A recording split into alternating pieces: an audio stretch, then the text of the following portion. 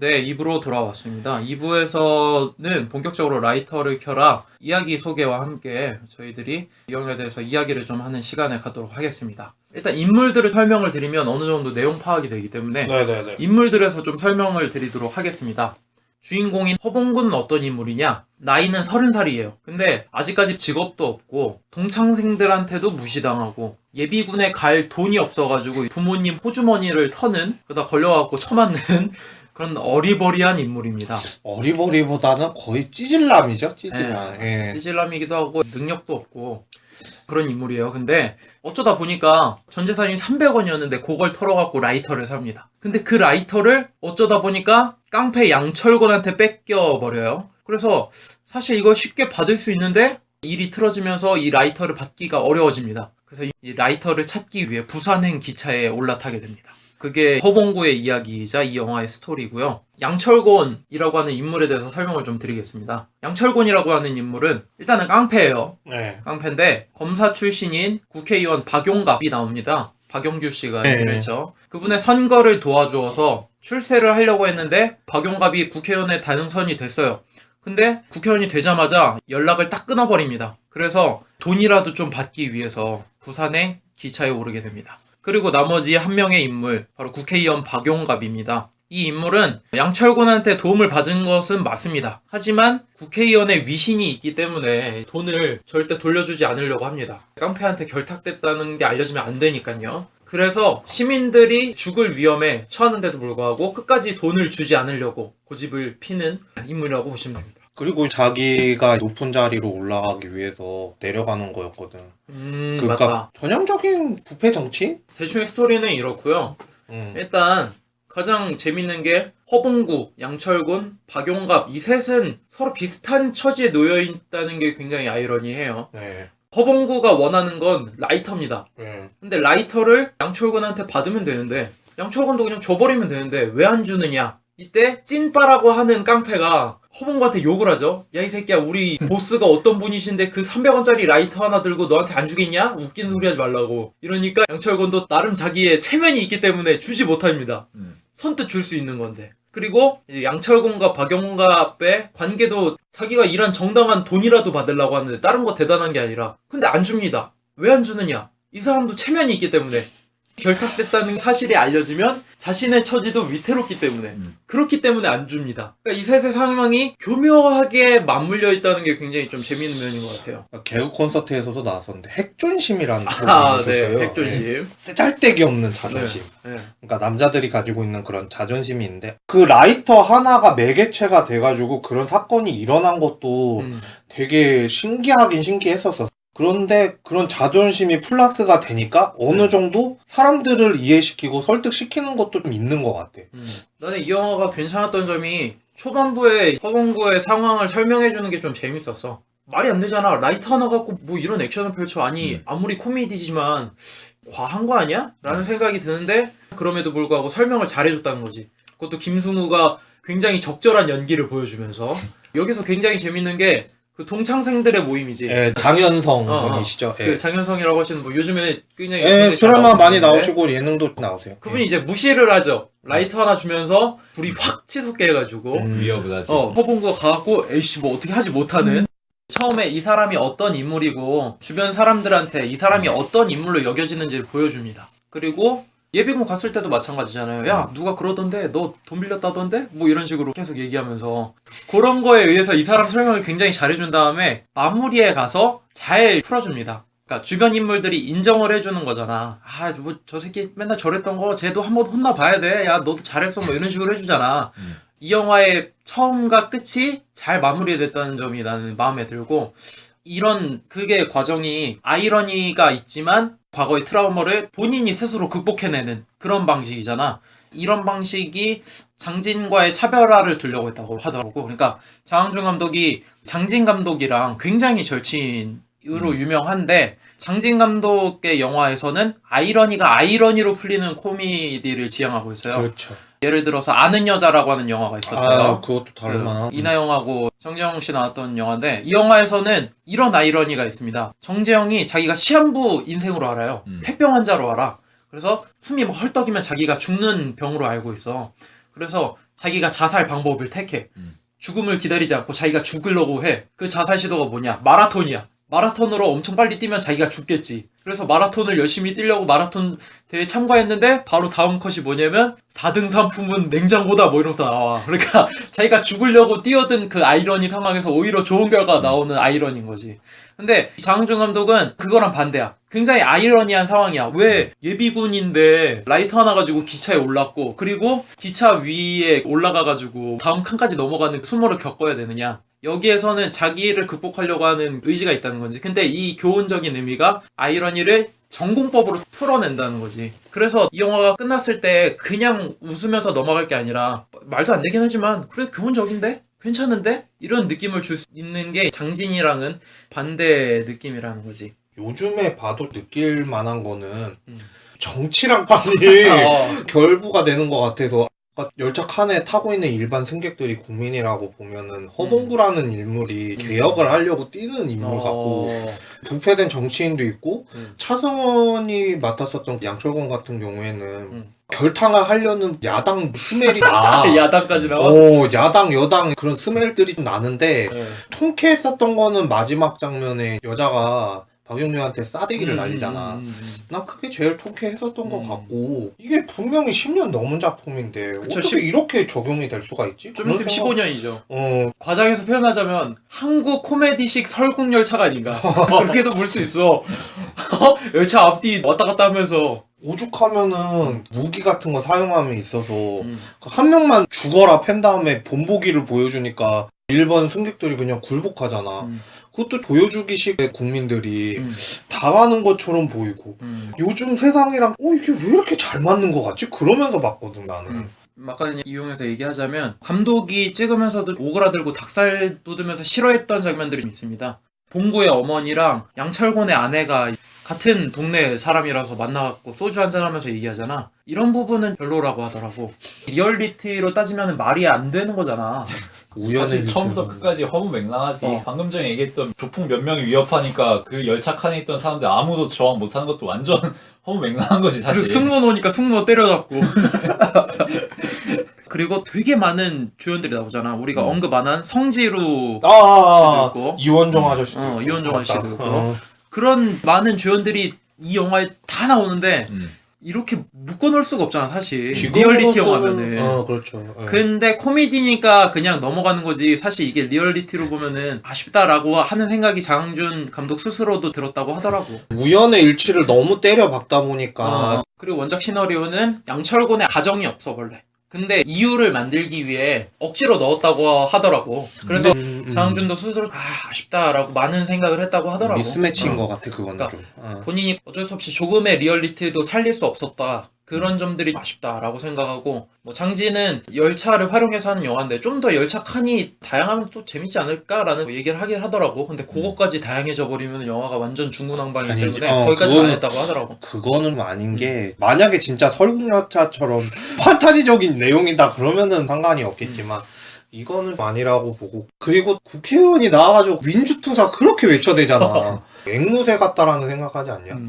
반복적이게 얘기를 하는데 지키는 거는 하나도 없고 나중에는 칼이 목에 들어오니까 그때서는 겁에 질리면서 이게 문제가 방금 얘기한 것처럼 양철곤의 가족 같은 건 나올 필요가 없는 거예요 사실.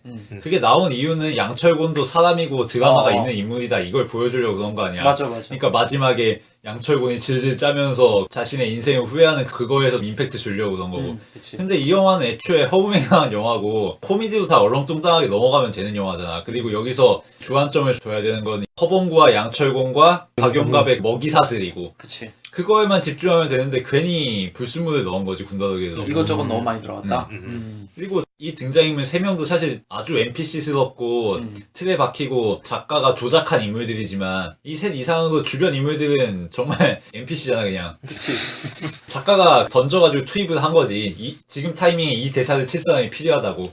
김채연이 맡은 전직 상녀 역할이라든가 그 수다꾼 역할 뭐 이런 떠버리. 거는 예. 이런 거는 정말 좀 자기적인 인물이지. 나올 필요가 없는 인물이고. 진짜 말 그대로 NPC 장치인데 그런데 그 장치들이 또 없으면은 심심할 수도 있다라는 생각은 들어. 내 생각에는. 그게 취향에 따라 다르겠지만 나는 굉장히 MSG로 느껴졌거든. 그래 MSG가 하나 정도는 있어줘야 된다니까. 그러니까 침착남도 그런 거겠지. 다들 봉기하는데 방관하고 가만히 그냥 조용히 있자고 하잖아, 그 사람은. 뭐 그런 얘기도 넣고 싶었던 거겠지. 그러면서 그 사람도 결국 나중엔 분노하잖아. 그런 역할로 MSG처럼 나온 거지. 이때 조폭 코미디가 그렇게 유명했었거든. 맞습니다. 예. 근데 그때 당시에 조폭 코미디가 정훈이 말마처럼 NPC 장치 엄청 많았어. 맞아. 자기적인 게 얼마나 많았는데. 말이 안 되지, 조폭마누라. 그렇지. 야 달마 신나의 날밤. 두사부일체. 그래 달마 놀자만 봐도 무건수행하는 스님이 또 있잖아. 침착남하고 비교가 되겠구나. 아무 말도 안 하고 있다가 나중에 한 방에 팡 터트리잖아.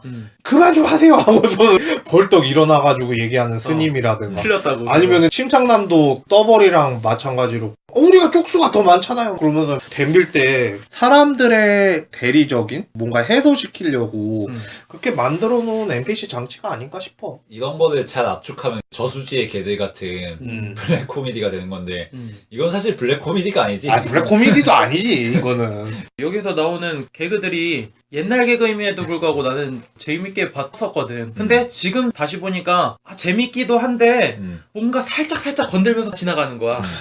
그러니까 허봉구의 처지가 동갑이고 똑같은 상황인 거잖아. 나 처지가 비슷한 것 같아서 나는. 이 봉구라고 하는 이름이 한국 영화계에서 꽤 많이 알려져 있습니다. 오브라더스라고 하는 영화가 있었어요. 예예예. 이정재 저기 나오고 이범수랑 나왔던. 예. 거기서 이범수가 이봉구였어요. 맞아요. 그리고 봉구라고 하는 이름이 꽤나 여러 개 나왔어요. 어디에 나왔느냐? 어떤 시선이라고 하는 영화가 있는데 인권 영화. 6개의 시선, 5개의 시선. 거기에 봉구는 배달 중이라고 하는 극이 있는데 거기에 주인공이 봉구였고 또 국가대표 영화가 있어요. 스키 점프하는. 거기 약간 멍청한 친구 있잖아요. 그 얼굴 살짝 까매갖고 살짝 타서. 그 친구 이름이 봉구예요.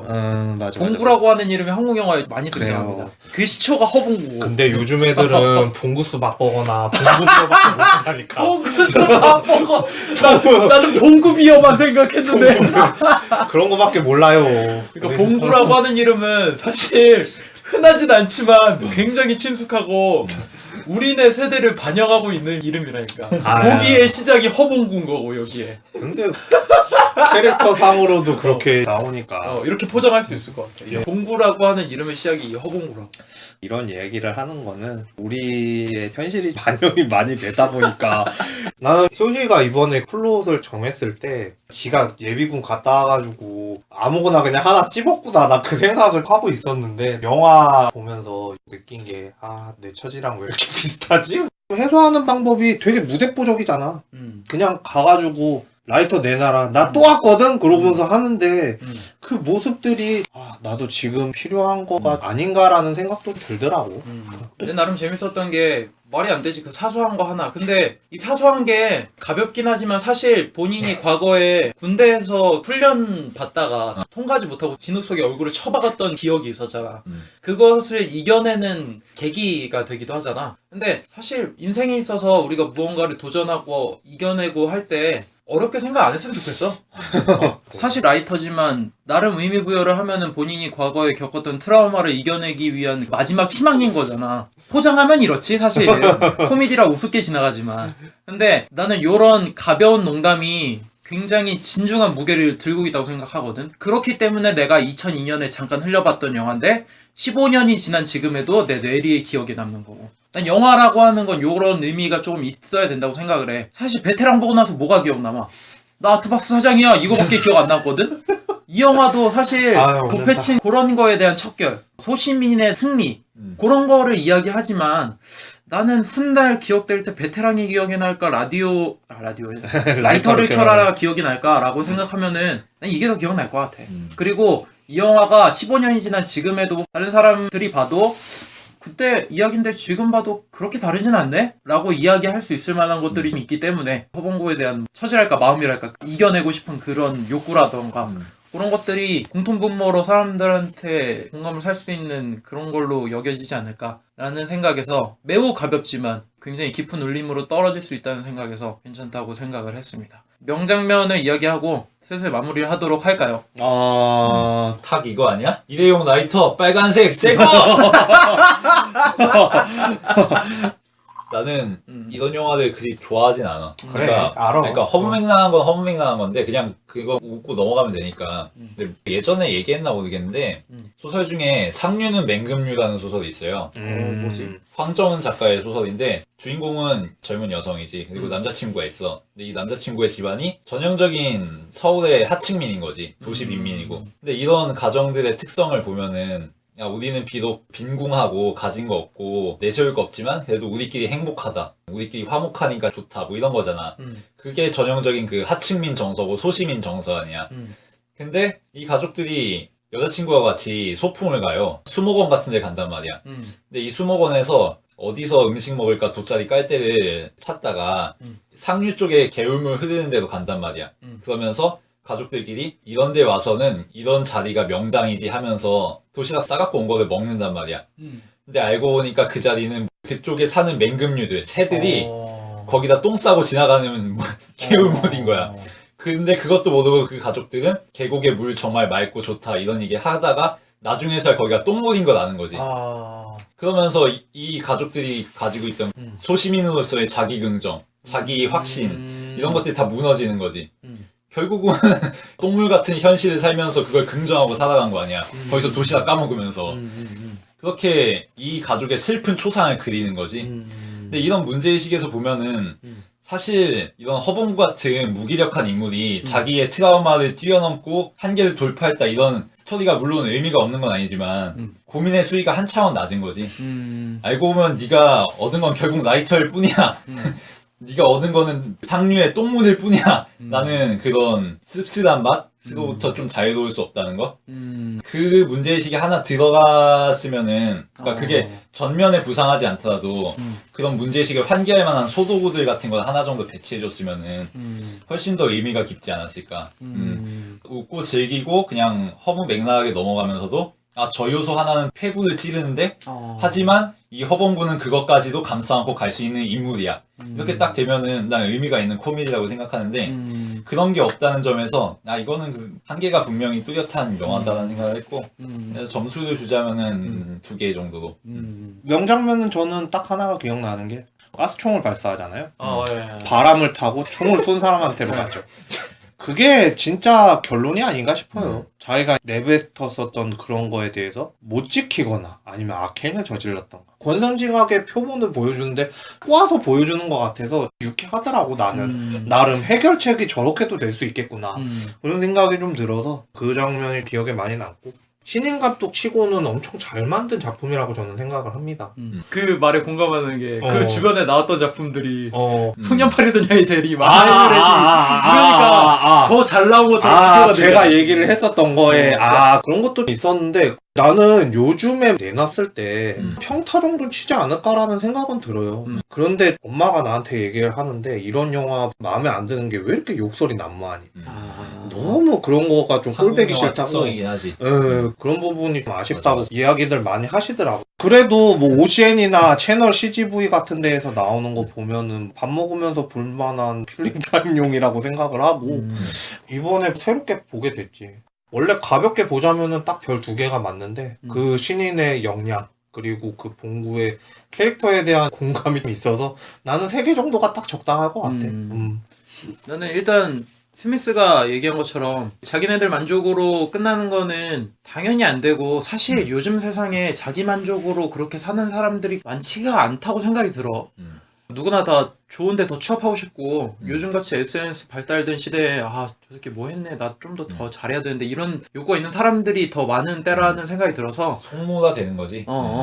근데도 불구하고 우리가 잘 되는 게 어려운가? 라는 생각도 해. 물론 이 시대에 어려운 상황도 있긴 하지만 노력이면은 되냐요라고 물어보긴 하지만 나는 묻고 싶어. 이렇게 단순하게 노력이라도 해봤는지 나도 그걸 진짜로. 좀 되돌아봐야 된다고 생각을 단순하게 야 그거 하면 좀 잘 된다더라 뭐 하면은 된다더라 라고 해서 계속 우리가 재고 있는 거 아닌가라는 생각이 들기는 해. 워낙 정보가 방대하니까 그렇지. 실패 사례 보면서 아 저거 안 될 것 같아 안 될 것 같아 라는 생각을 하는 게 아닌가. 한 번쯤은 그냥 무식하게 허bun구처럼 노력해봐야 되는 거 아닐까 라는 생각도 해보기는 해. 왜 이런 얘기를 하느냐 하면 난 그런 방법으로 지금 다시 직업을 바꾸는데 성공을 했으니까 뭐 그렇다고 내가 잘됐다 뭐 그런 얘기를 하는 건 아니고 단순해져야 될 필요도 있을 게 아닐까? 라는 그래. 영화라는 생각이 들고 명장면은 운전하다가 기사가 이제 물어보잖아 김승우한테 아니 당신은 어디 부수 소속이에요? 이러니까 예비군이에요 이러면서 가잖아 그냥. 나 이 장면이 너무 재밌었어. 뭐냐면은 어느 특수부대 소속이냐고. 이 기차 멈추려고 경찰 대동하고 조폭들 오고 저격수도 안 된다 그러고 공수부대도 안 된다 그러고 그러는데 이거 해결한 놈이 뭐야 예비군이잖아. 이게 얼마나 아이러니해 이 상황이. 요거를 그리고 그냥 쿨하게 넘어간단 말이야. 요거 보면서 아 힘 하나 안 주고 재밌게 넘어가는구나. 진짜 코미디는 힘 안 주고 그냥 툭 던지는 게 웃기는 거구나 라고 하는 거를 여기서 한번 다시 한번 깨달았고 꽤나 많은 의미가 담겨있는 아이러니라고 생각돼. 말이 안 되잖아. 이거 사실 재난이야. 재난이지. 어? 근데 해결한 게 누구야? 아니 그리고 덧붙여서 얘기를 하자면은 이번 연도에 부산행이라고 기차 액션이 있잖아요. 네, 네. 이거랑 너무 상반이 되는 거야. 좀 그것도 좀 아이러니하더라고. 그래서 나 이거 보면서 이 영화 진짜 많은 게 담겨있구나. 물론 그걸 다 깊이 파진 않지만 하나하나 조목조목 보면은 꽤나 재밌을 만한 요소가 너무 많다. 음악도 그렇고 배우들의 연기도 그렇고 그 나오는 인물들의 설정이나 툭툭 던지는 말들도 그렇고 그걸 보면서 이게 진짜 너무 휘황찬란하다. 그리고 나름 조합도 잘 됐고 그리고 끝까지 밀어붙이려고 했던 처음 이야기와 끝 마무리도 나름 괜찮았고 그래서 나는 이 영화가 굉장히 괜찮았다고 생각을 하고 요즘 나오는 한국 영화 비교했을 때 이 영화가 훨씬 좋다 라는 생각을 했습니다. 그런 의미에서 3.5점 정도를 주고 싶은데 모르겠어. 4점 정도 줘도 될 것 같아. 지금 이야기를 맞춰보니까. 이 정도로 마무리를 짓도록 하겠습니다. 오늘 굉장히 단순하고 가벼운 영화였는데 예. 만족하면서 킬링타임 할 수 있는 영화라도 나왔으면 하는 바람에서 이 영화를 고른 것도 있습니다. 요즘에 그런 영화가 없다는 사실 때문에. 최근에 굉장히 홍보를 많이 했던 헤어가 50만을 찍고 내려갔더라고요. 아니 다운로드 서비스로 벌써 하고 있더라고. 네. 곡성시다에 다녀왔지만 네. 그 주연 배우였던 천우희 씨. 네. 항공주를 우리가 그렇게 잘 다루지 않았습니까? 네. 그 얘기를 그렇게 해댔는데 안타까워요. 그리고 배우 자신도 예쁜 역할로 나와가지고 너무 좋았는데 흥행 성적으로 그렇게 오랜만에 돼버리니까. 정석적인 역할이라 그랬지. 그러니까 정석적인 역할도 원래 그렇고. 자극적인 연기만 계속했잖아. 그러니까 아무리 생각해도 배우가 문제가 아니라 한국 영화계 자체가 문제가 있다는 생각이 들어서 옛날 영화를 보면 어떨까라고 생각했는데 아니나 다를까 요즘 영화가 문제인 것 같습니다. 배급사 쪽이나 제작사 쪽에서 얘기한 걸로 갖다 이야기를 만들지 않으면은 그쵸. 그냥 우리가 하던 식대로 그렇게 해달라 이런 식으로 나오니까 다양한 영화가 나올 수가 없죠. 그래서 이런 장항준의 라이터를 켜라 같은 재기발랄한 신인 감독의 영화가 과연 앞으로 또 만나볼 수 있을까라는 생각도 좀 들고 그럽니다. 지구를 지켜라 장준환 감독님 영화들 중에서도 흥행은 별로 못했어요. 근데 나중에 수년간 흐르고 나서 재개봉을 했단 말이에요. 저도 그걸 보면서 깜짝 놀랐어요. 관객들이 돈을 모아가지고 영화를 틀어주고 사람들이 같이 공감하고 외국 영화는 재개봉하는 거 뭐 인생은 그치. 아름다워 쇼생크 탈출 뭐 그런 거는 틀어주면서 우리나라 영화 같은 경우에는 사람들이 성토를 내도 지금은 시발화가 다 점유를 하고 있잖아요. 명주도 시발호래.